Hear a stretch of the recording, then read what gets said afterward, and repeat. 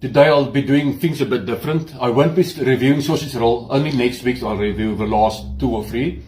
But I decided to rather buy from Fat Cake City a blondie burger. That's what it looks like. Let me show you what's on it. There's egg on it and a piece of steak or something and bacon and a patty and some sauce as well and tomato and onion, lettuce as well. Okay, so let's try it and see what it tastes like.